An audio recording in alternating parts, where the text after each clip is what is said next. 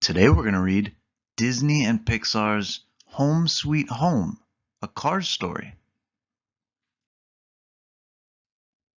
Exciting things were happening in Radiator Springs. Now that Lightning McQueen had opened his racing headquarters, the town was flooded with tourists. "Boy, this place is really jumping," said Lightning. Radiator Springs was back on the map. Cars were lining up around the block to buy new tires from Luigi. His assistant Guido was the fastest tire changer in Carburetor County, but even he couldn't keep up. Luigi was starting to wonder if they were too busy. Next door, Lizzie had fallen asleep while customers were waiting to get into her shop. She was happy to be selling her bumper stickers, but she was also plain exhausted. Big-hearted and excitable, Luigi's enthusiasm and energy rubs off on everyone around him. He couldn't wait to fit out Lightning McQueen in a new set of white wall tires. Every shop in town was jammed. Flo's V8 Cafe was so busy that Lightning offered to help serve the customers. The visiting cars were thrilled to have Lightning McQueen as their waiter. At her motel, Sally had more customers than she had rooms. Sarge loaned Sally some army surplus tents. "This town is too busy," Sally exclaimed. "I think we need a town meeting. Lightning, can you get everyone together?" "Sure," Lightning said with a yawn.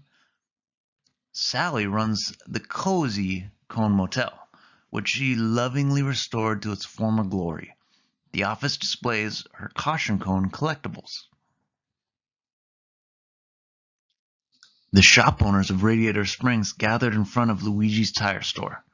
"Friends and neighbors," began Sally, "Radiator Springs is once again a busy and important town. We're a success."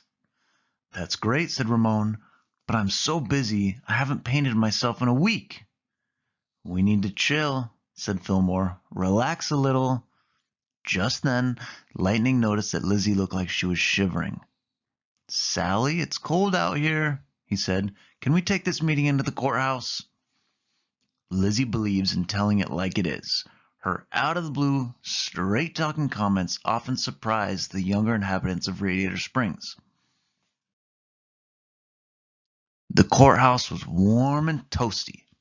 "Sally," said Mater, "will you tell us a bedtime story?" "A bedtime story?" Sally said, laughing. "What kind of story?" "Well, I'm still pretty new here," said Lightning. "Tell us about the early days of Radiator Springs. How did it all begin?" "Oh, Lizzie should tell that story," said Sally. "After all, she knows Stanley best." "She's resting," whispered Flo. "Go on. Tell it. Start with Stanley." Sally smiled.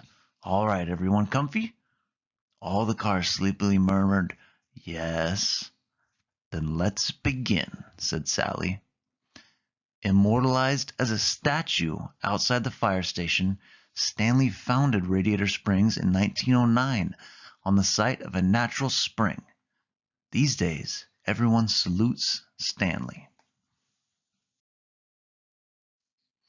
"Once upon a time, there was a big desert," said Sally. "There wasn't a place in sight for cars to stop for water or oil.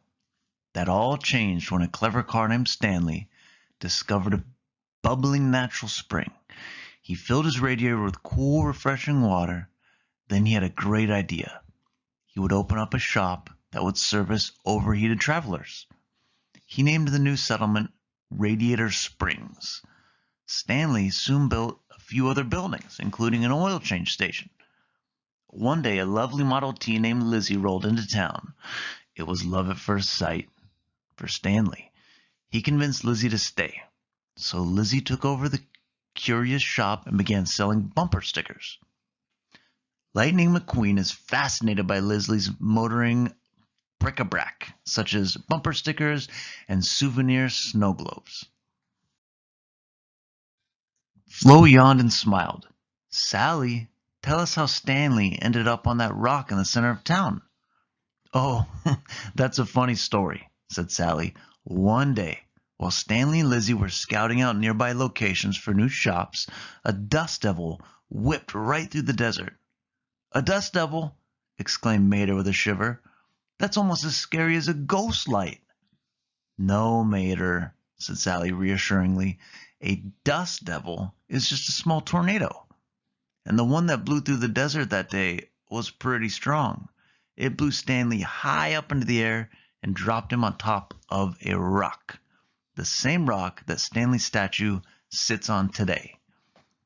When Lizzie thinks about the old times, she visits the statue of Stanley, the town's founder.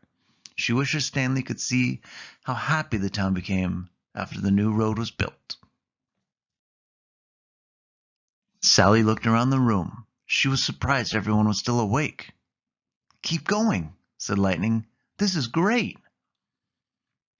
As well as looking after the townsfolk's health, Doc also looks after the law in Radiator Springs as the firm but fair town judge.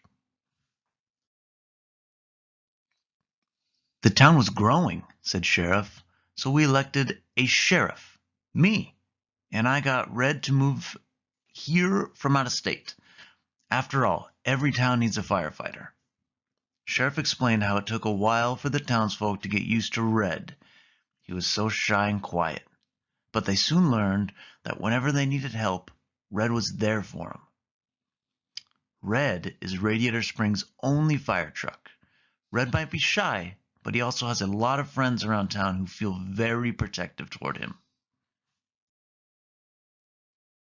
"The growing town needed a tow truck," Mater shouted. "That's right," said Sheriff. "When Mater first came to Radiator Springs, he was just passing through.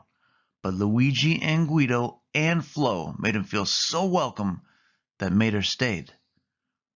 "Tow Mater Towing, at your service," Mater declared. "Mater was so friendly," said Doc. "He charmed all of our visitors." "Including me," said Lightning. His buddy Mater grinned happily. The end.